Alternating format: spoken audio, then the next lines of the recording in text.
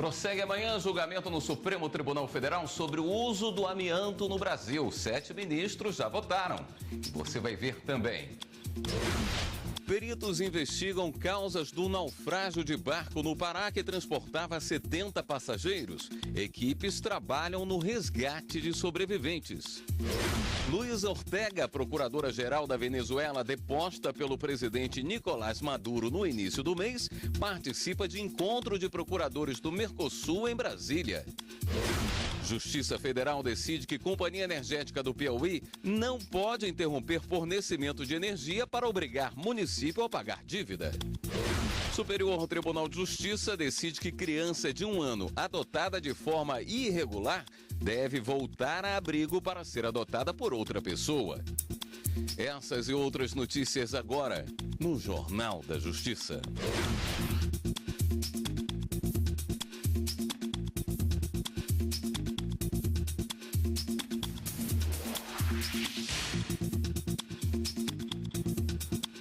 Boa noite. 2 inquéritos, administrativo e criminal, instaurados pela Marinha e Polícia Civil, vão apurar as causas, circunstâncias e responsabilidades do naufrágio com embarcação no Pará. 70 pessoas estavam a bordo. Parentes das vítimas foram ao Porto de Mós acompanhar o trabalho de resgate em clima de muita emoção. Equipes da Defesa Civil, bombeiros e Marinha estão mobilizadas. A embarcação saiu de Santarém com escalas nos municípios de Monte Alegre, Prainha e destino final em Vitória do Xingu. O naufrágio foi em uma área denominada Ponta Negra, entre as cidades de Porto Mós e Senador José Porfírio, no sudoeste do Pará. O destino final seria Vitória do Xingu. Peritos estão em Ponte Grande do Xingu investigando causas do naufrágio. 2 inquéritos administrativo e criminal serão instaurados pela Marinha e pela Polícia Civil para apurar também as circunstâncias e as responsabilidades do acidente. 2 aviões e um helicóptero foram deslocados para a região. A Marinha também enviou um navio patrulha para ajudar no trabalho de buscas. Chovia forte no momento do acidente e o mau tempo pode ter contribuído para o naufrágio. A correnteza e a pouca visibilidade dificultam o trabalho dos mergulhadores. O barco está a 30 metros de profundidade e 500 metros da margem. Por telefone, um dos sobreviventes contou como foi o naufrágio. Era em volta de 9h30 da noite. Foi uma tempestade, daí que o barco começou a estralar, quebrar lá e foi todo mundo pro fundo. A lona que amarra lá para não pegar água impediu muita gente de sair.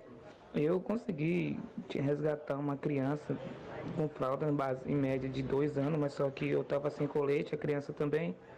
Aí Deus botou um colete na minha frente, foi daí que eu consegui me manter um pouco na superfície, mas muita gente não conseguiu.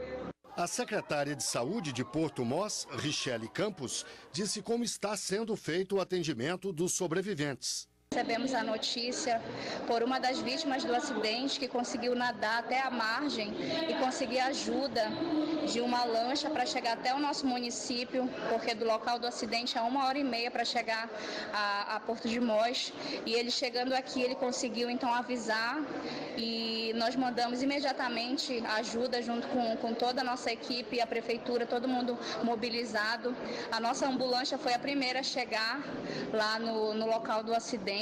E aqui na nossa cidade também a gente montou toda uma estrutura no nosso hospital de Porto de Mós para receber todos os sobreviventes. Nós perdemos crianças, idosos, grávidas, bebês, pessoas com uma vida inteira pela frente. É muito doloroso. Em nota, a Agência de Regulação e Controle de Serviços Públicos, órgão do governo do Pará, informou que a embarcação não tem registro na agência e, portanto, não estava legalizada para fazer transporte de passageiros. Por telefone, o capitão de fragata Caio César, da Marinha Brasileira, conversou com a nossa reportagem. O que eu posso afirmar é que esta embarcação ela é regularizada na capitania, registrada, tem número de inscrição, foi feita uma parte de saída, tudo direitinho, a capitania fluvial de Santarém. Então, Para a Marinha, isto é uma afirmação, ela está registrada. A capitania, ela já abriu um inquérito administrativo, onde vai ser detalhado. O que eu posso falar oficialmente que são cerca de 60 e 70 passageiros, e eu acredito que mais de 1/10 disso, cerca de 10, já teriam sido encontrados já com vida. Operação Lava Jato aprofunda a investigação de contratos da Petrobras com empresas estrangeiras. 4 mandados de busca e apreensão foram cumpridos na atual fase, batizada de Abate 2. A Operação Lava Jato iniciou sua 45ª fase. Com base em investigações anteriores, foi possível descobrir o envolvimento de funcionários públicos e agentes políticos que receberam propinas para intermediar contratos da Petrobras com empresas estrangeiras. Uma das empresas contratadas pela Petrobras foi a Sargent Marine, que recebeu aproximadamente $180 milhões para fornecer asfalto à petroleira. O ex-deputado Cândido Vacarezza e 2 advogados teriam influenciado a contratação da empresa. As investigações indicam que a então assessora de Cândido Vacarezza teria participado, recebendo dinheiro que era destinado ao parlamentar. As buscas de hoje da Operação Lava Jato se concentram em Salvador, Brasília e em Cotia, no interior de São Paulo. O advogado Tiago Cedrais foi um dos alvos da ação. Na 45ª fase da Operação Lava Jato, a Polícia Federal investiga um suposto esquema envolvendo a Petrobras e uma empresa dos Estados Unidos. De acordo com as investigações, o advogado Tiago Cedrais teria intermediado a negociação de um contrato e recebido propinas por isso. Esta operação é um dos resultados da Operação Abate, realizada na semana passada, que resultou na prisão do ex-deputado federal Cândido Vacarezza. Tiago Cedrais é filho do ministro do Tribunal de Contas da União, Haroldo Cedrais. O operador financeiro Lúcio Funaro assinou acordo de colaboração premiada com a Procuradoria-Geral da República. O depoimento dele começou ontem na Superintendência da Polícia Federal em Brasília. Ele já tinha tentado fazer colaboração no início do ano, mas não houve negociação. E também trocou de advogados algumas vezes. Funaro está preso na Papuda desde o ano passado. Ontem teve a transferência para a Superintendência da Polícia Federal em Brasília, autorizada pela Justiça Federal para prestar depoimento antes da assinatura do acordo de delação. A Justiça Federal em Brasília recebeu denúncia contra o ex-ministro da Secretaria de Governo, Gedel Vieira Lima. Agora ele é réu acusado de obstrução de justiça. A suspeita é que ele teria tentado impedir que o lobista Lúcio Funaro firmasse acordo de delação premiada por meio de ligações. Nos depoimentos, Funaro poderia incriminar Gedel em um esquema fraudulento na Caixa Econômica Federal, banco que o ex-ministro foi vice-presidente entre 2011 e 2013 no governo Dilma Rousseff. O Tribunal de Justiça de Minas Gerais confirmou a condenação a mais de 20 anos de prisão do ex-governador Eduardo Azeredo por peculato e lavagem de dinheiro. A maioria dos desembargadores entendeu que ele tinha conhecimento e participou do esquema de corrupção para financiar a própria campanha à reeleição em 1998, no conhecido Mensalão Tucano. O Ministério Público pediu ao Tribunal de Justiça a prisão do ex-governador, com base no entendimento do STF, mas o pedido foi negado porque ainda há 2 recursos, os embargos de declaração e infringentes. Segundo a Procuradoria-Geral da República, Azeredo teria desviado R$3.500.000 de empresas e estatais para a campanha. A defesa de Azeredo afirma que não há provas da participação do ex-governador nos crimes. O plenário do Supremo Tribunal Federal deve retomar amanhã o julgamento sobre o uso do amianto no Brasil. Por enquanto, 7 ministros se manifestaram. Até agora, o julgamento está 4-3 pela validade da lei que regulamenta o uso e a comercialização do amianto crisotila no Brasil. Também conhecido como asbesto branco, o material é usado principalmente para a fabricação de telhas e caixas d'água.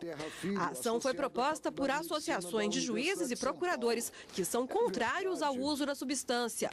Na semana passada, a relatora ministra Rosa Weber destacou que o amianto já foi banido em mais de 50 países e que diversos estudos apontam riscos à saúde e atestam que não há níveis seguros de exposição. Nesta quarta-feira, ela foi acompanhada por 2 ministros. Percebe-se claramente que o que está sendo declarado inconstitucional é uma omissão no que diz respeito ao índice ou aos parâmetros que estão situados na tolerância ao uso do amianto crisotila. Não há mais dúvida na comunidade científica mundial e brasileira quanto ao potencial cancerígeno de todas as variedades do amianto, inclusive do crisotila.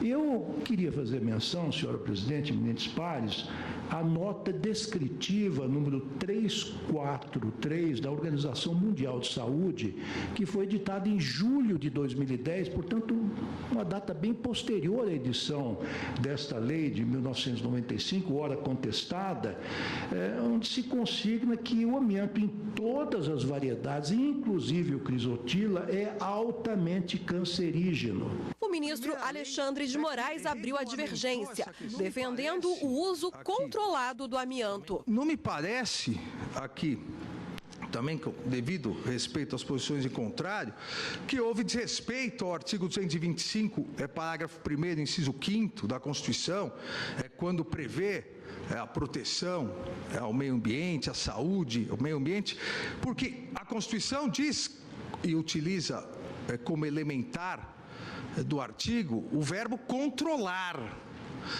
E o legislador está controlando. Nós podemos ser a favor ou contra. A ciência pode apontar os malefícios e o que seria necessário para diminuir esses malefícios. Agora, não podemos dizer que o legislador ignorou a ideia de proteção à saúde, ignorou a ideia de proteção ao meio ambiente. Ele foi acompanhado por 3 ministros. Poderíamos até começar esse julgamento perguntando: quem somos nós? O que Vossa Excelência entende de amianto? O que eu entendo de amianto, senão que se colheu da audiência pública? E o que se colheu da audiência pública no Supremo? Que as próprias autoridades científicas não chegaram à conclusão. De sorte que, nesse momento, uma deferência ao Legislativo, como Vossa Excelência agora preconiza, me parece mais coerente com a questão da capacidade institucional em relação à nossa necessidade. Temos condições de fazer a reanálise dos fatos e prognoses aqui estabelecidos pelo legislador, então que nós coloquemos, os critérios devem ser mais rígidos na proteção.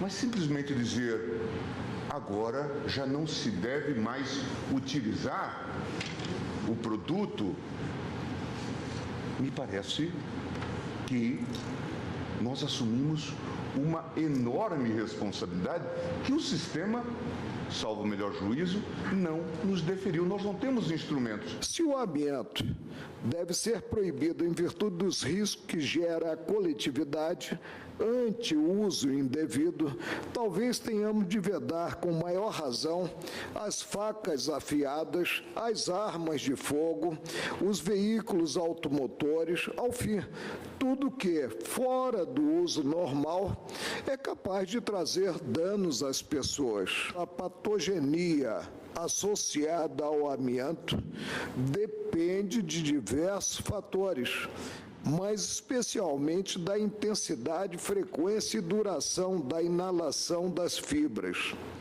Se esses elementos forem passíveis de controle, presente o estado atual da tecnologia, haverá a confirmação da tese de que se mostra viável o uso controlado do amianto. O julgamento vai ser retomado amanhã com os votos do ministro Celso de Mello e da ministra Carmen Lúcia.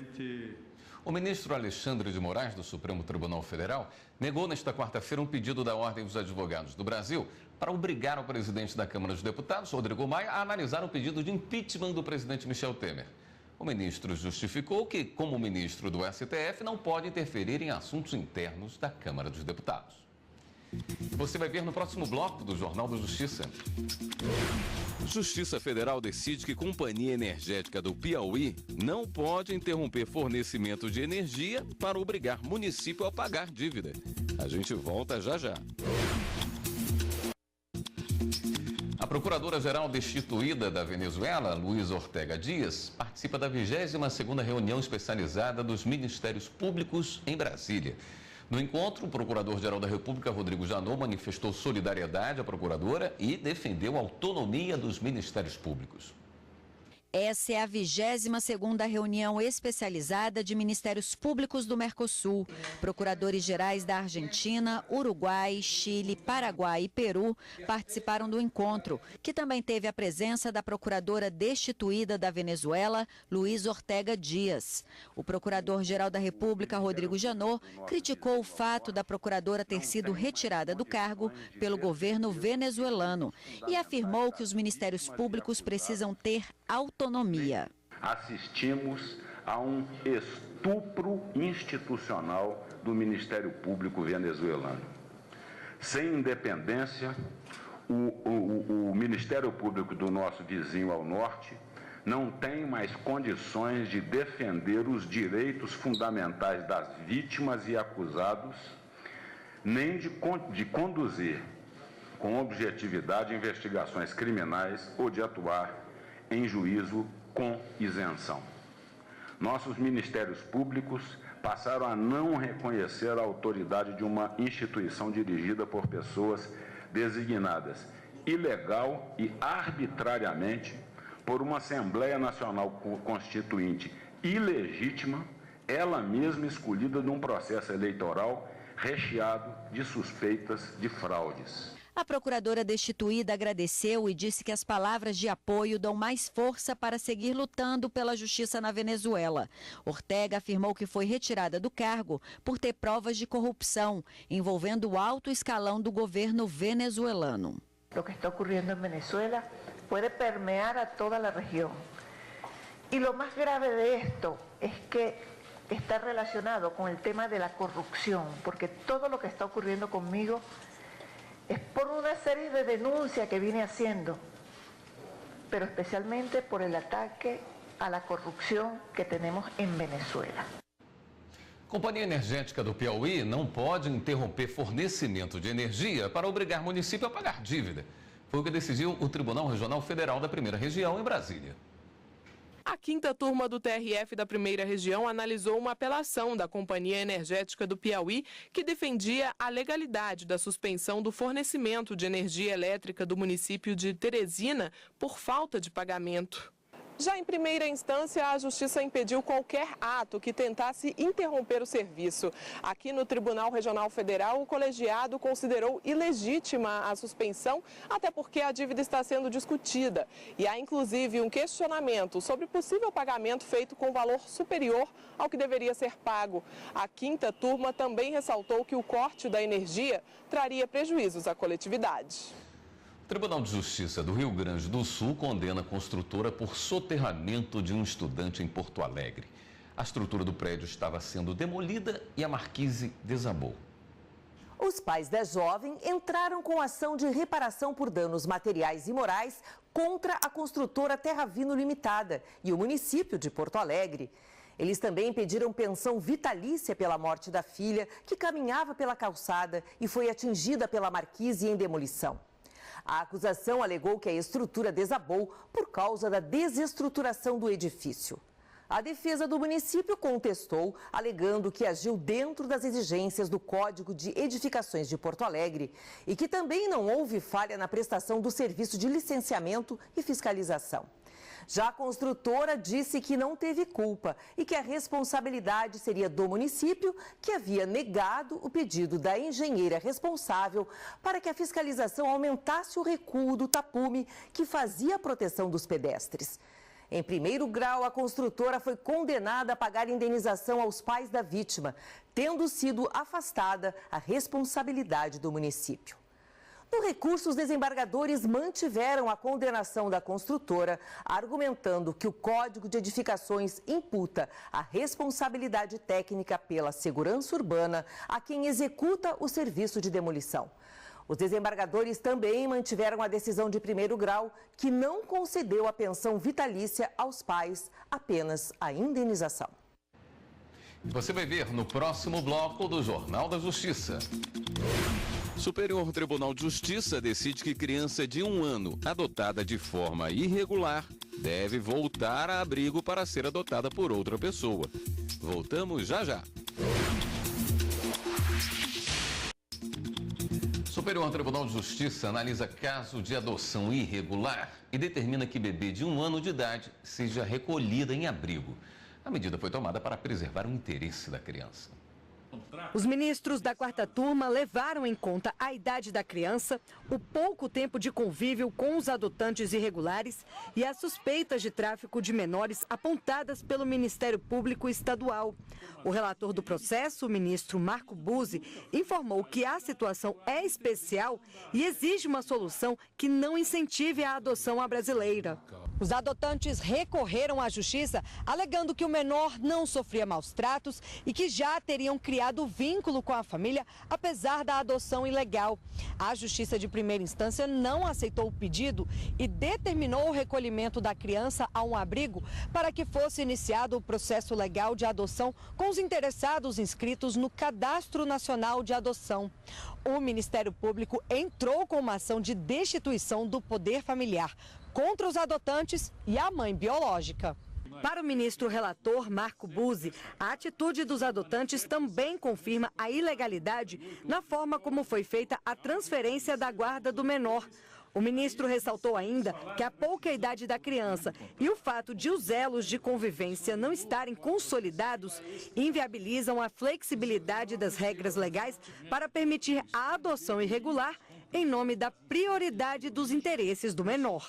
Só quando, de fato, está reconhecido ali que há um vínculo afetivo estabelecido entre essa criança e essas pessoas os interessados em adotá-la, é que se pode excepcionar a regra legal. Permitir que as pessoas elas descumpram esse regramento é justamente prejudicar não só aqueles que observam a legislação, se submetem aos requisitos legais, não é? Como também é colocar essa criança supostamente em risco. O advogado explica ainda que a pessoa interessada em adotar uma criança tem que fazer o registro no Cadastro Nacional de Adoção e seguir as regras estabelecidas pela legislação brasileira. A adoção intuito personae ou dirigida, ela só é autorizada em 3 situações que a própria lei ela já traz, que está no artigo 50, parágrafo 13 do Estatuto da Criança e do Adolescente. Quando é a adoção unilateral, ou seja, o padrasto, a madrasta que adota o filho do seu cônjuge ou do seu companheiro. Quando a adoção é feita ou requerida por um parente colateral, pode ser um tio, um primo, ou quando a criança ela já está no ambiente familiar, daquele que requer a sua adoção, por um período de aproximadamente 3 anos, ou de 3 anos. Mas no caso em que anteriormente é deferida a guarda ou a tutela a essa pessoa que reivindica a adoção. O Tribunal Superior do Trabalho declarou nula a cláusula de negociação coletiva que reduziu o adicional de insalubridade devido a trabalhadores da indústria no Pará. A cláusula 10 da negociação coletiva tratava sobre o pagamento do adicional de insalubridade e estabelecia que a empresa pagasse mensalmente o adicional no valor de 20% do salário base, ou seja, em grau médio, aos trabalhadores do setor de produção de recauchutagem e caldeira. O Tribunal Regional do Trabalho da 8ª Região, que abrange o Pará e o Amapá, declarou parcialmente a nulidade da cláusula 10, apenas aos empregados do setor de recauchutagem. O Ministério Público, então, recorreu à seção de dissídios coletivos do TST, alegando que a jurisprudência do tribunal não admite que, por meio de negociação coletiva, seja estabelecido grau de insalubridade inferior àquele definido pela lei e que, nesse caso, a questão envolve norma de segurança do trabalho. O Ministério Público afirmou ainda que a atividade de recauchutagem gera a liberação de nitrosaminas, que são compostos químicos cancerígenos formados por ingredientes utilizados na fabricação de borracha, e que a substância, por si só, dá direito ao adicional de insalubridade em grau máximo de 40%, conforme estabelece a norma regulamentadora número 15 do Ministério do Trabalho. A relatora do caso na sessão de dissídios coletivos, ministra Maria Cristina Peduzzi, aceitou o pedido do Ministério Público e declarou nula a cláusula que trata sobre o pagamento do adicional de insalubridade. Para a ministra, os acordos coletivos devem respeitar os parâmetros protetivos das relações de trabalho e do trabalhador, conforme estabelece a Constituição Federal. A decisão foi unânime. O novo ministro substituto do Tribunal Superior Eleitoral, Sérgio Banhos, está sendo empossado neste momento no Salão Nobre do TSE. Banhos foi nomeado pelo presidente da República, Michel Temer. Sérgio Banhos vai ocupar o cargo de ministro substituto na classe dos juristas, na vaga aberta pelo atual ministro efetivo do Tribunal, Admar Gonzaga. Ele é mestre e doutor em Direito do Estado pela Pontifícia Universidade Católica de São Paulo e mestre em Políticas Públicas pela Universidade de Sussex, na Inglaterra. É procurador do Distrito Federal e especialista em Direito Eleitoral. Sérgio Banhos também é vice-presidente do Instituto Brasileiro de Direito Eleitoral, IBRAD, desde 2015. O Pleno do Superior Tribunal de Justiça está reunido neste momento para eleger os novos membros efetivos e substitutos que vão atuar no Tribunal Superior Eleitoral e no Conselho da Justiça Federal no biênio 2017-2019. Os ministros indicados para ocupar as vagas reservadas ao STJ são Herman Benjamin como corregedor-geral e Jorge Mussi como substituto. Para o Conselho da Justiça Federal foram indicados 5 ministros do STJ.